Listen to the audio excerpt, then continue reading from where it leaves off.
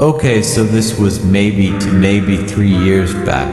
I was home alone one night BC. My parents were out buying gifts. I don't really know why, and I let my dog out in the yard. And when I was supposed to get him in, he started barking. And when I look out there, I see a gray figure running across. And then I thought I was just seeing things. Now a few days after I heard someone knocking on my window, I look out there BC. I thought one of my friends were pranking me and I saw nothing, and in case I had to be sure that it wasn't my friend, so I opened the window and looked outside, still nothing. Then I hear a whistle. I closed my window as fast as I could, and maybe 2 weeks later, me and my friend go to this abandoned house. And we go through a little window BC, all the doors and are stuck. We smell something very weird. We go over where we saw some black bag, and the bag was stinking like something has been rotting a while. I was hoping it wasn't anything from a human or animal. Right when I was about to open it, I hear that same whistle. Me and my friend hide under a table or something like that. We start there for maybe 15 minutes, and then we hear someone or something running above us, running down some stairs, and I peek a bit and I see someone with gray duct tape all over their body. Not a single spot wasn't covered, and it just stands still for maybe 2 minutes. And then I hear it going back upstairs. We think it's safe, so we go out of our hiding spot, and before we leave we check the back. I know it's stupid to check before leaving, but the smell was so bad we wanted to check it. We cut the bag open with a pocket knife, and we see maybe 20 human fingers, and we run out of there and call 911. And when we had to show them where we saw it, we went back in there and they were gone. But there was a jar of blood where it was before, and we looked puzzled as hell. But then we go home, and then nothing ever happened again.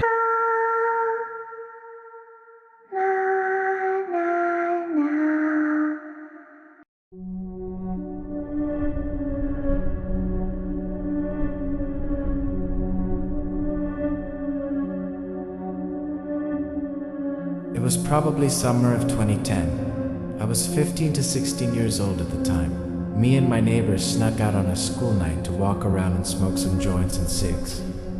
Typical rebellious teen stuff. The whole night we told scary stories, but not ghost stories. We talked about a rape that happened in our neighborhood in the 70s, as well as kidnappers and other dark topics, etc., all just to scare each other. It's around 1 a.m. and we're walking down a long stretch of street on our way home. Very few street lights and lots of oak trees, so very dark.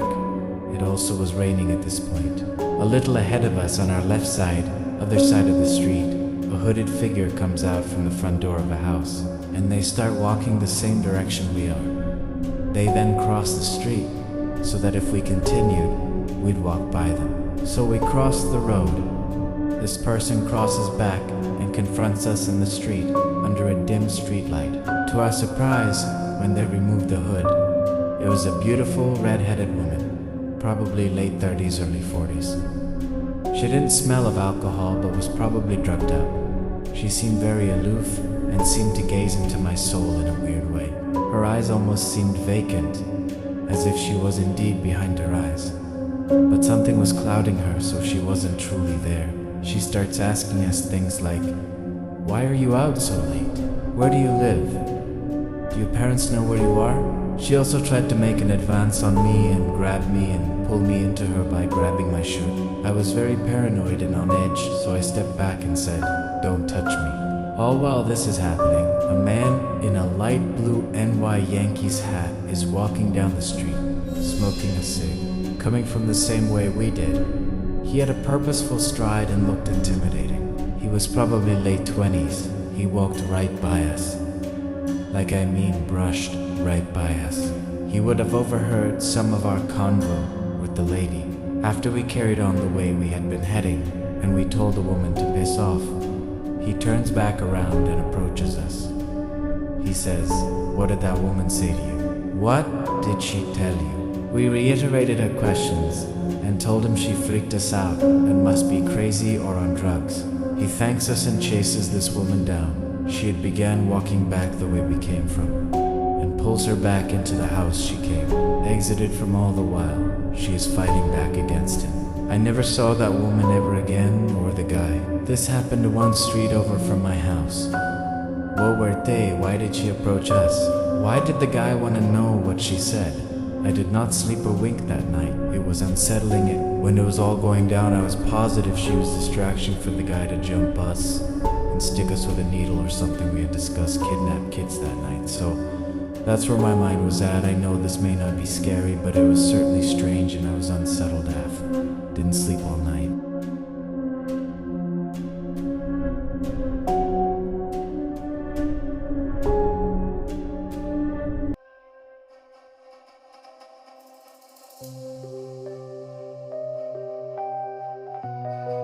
I was always one of those kids that loved hearing stories from my dad about his life. Some were dark, some were happy, and some were of my dad being a straight badass. This story is not only the darkest story my dad has ever told me, but it's also the darkest 100% known to be true story I have ever heard. I know this is true because my dad experienced it firsthand. The only backstory you need to know is that my dad was an electrical engineer who worked for US Steel for many years. My dad was working the night shift. All the mill workers had gone home, and the only two living beings in the vast expanse of the steel mill were my dad and the night guard, Sam, who kept watch at his desk.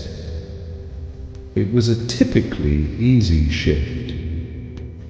Since no large productions were happening at this time, usually my dad simply had to make rounds around the main areas of the mill to make sure there were no problems. However, due to the size of the mill, the rounds could take as much as a few hours. In between rounds, he would sit and bullshit with the night guard. During one such bullshitting session, he and the guard noticed someone approaching the entrance. Startled because it was around midnight and nobody should be coming until the morning shift started, they stood up to see who it was. As the man drew closer, they saw that it was one of the technicians, Dave. Dave was a good guy, rather quiet, but always nice to everyone. A good technician. "How's it going, Dave? What you doing here this late?" asks my dad once he had gotten close. "Hi, Joe, I just left something in my office and wanted to pick it up," says Dave. "Oh, okay, go ahead and let him in, Sam." So Sam gets up and lets him into the mill. "I won't be long," says Dave. "No worries, take your time," says my dad. And at that, Dave walks off in the direction of his office. My dad waits around for a few minutes once Dave had gotten out of sight. "Well, it's about time to make another round." "See you in a few, Sam," my dad says, as makes his way towards the heavy working areas of the mill. He walks his usual route, periodically stopping and checking on some monumental piece of eternally running machinery. Everything is running smoothly, so my dad returns to the guard booth, where Sam still sits waiting behind his desk. But something isn't right. As Sam comes into my dad's view, he can see that there is a distinct, worried expression over the normally content face. "What's the matter, Sam?" asks my dad. The guard looks at him and takes a deep breath. Dave never came back. It is now an hour and a half from the time he went to his office. That isn't good. The steel mill is a dangerous place to work. Accidents do happen and people have died before. My dad is confused, and he did say he was only going to his office, didn't he? He didn't say he was going to go into the actual mill, says Sam. All right, my dad says. I'll go look for him. Maybe he just decided to do some work or check on a piece of machinery. This is a reasonable thing to think, but Dave should have told them where he would be just in case an accident does happen. My dad starts at his office. No, Dave. He checks the other offices. No, Dave. He checks all the offices in the mill. No, Dave.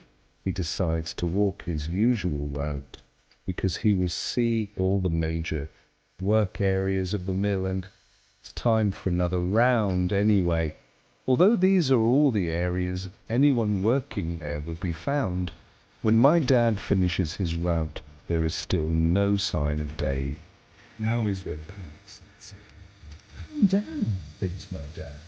Maybe he finally left and just missed in, so he decides to head back to the goalpost. By the look on Sam's face when he gets back, he can tell that Dave still has not left the plant. Dave, I'll go to the old part of the plant.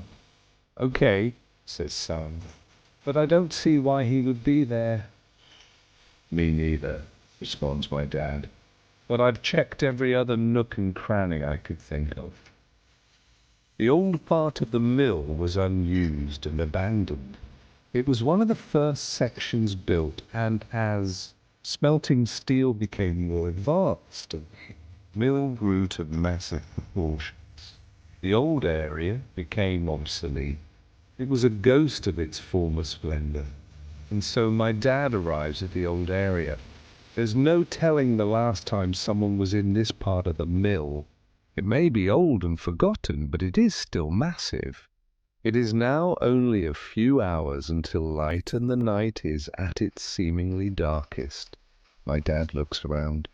Perhaps the ceiling can be seen during the day, but right now it looks just like an endless expanse of black sea. Several long cords with light bulbs dangling from the end shed dim light at various points along the spiderweb-like expanse of crosswalks. My dad stands there for a while, peering into the darkness as far as he can see. Dave! He calls into the darkness. Nothing but the faint echo of his own voice responds. He decides to climb to the nearest catwalk and use his flashlight to look down on the floor of the mill. Up and up the ladder he climbs until he is almost 100 feet off of the ground. Slowly and steadily he inches out onto the narrow catwalk. The catwalks are only a couple feet wide, just big enough for one man to cautiously walk across.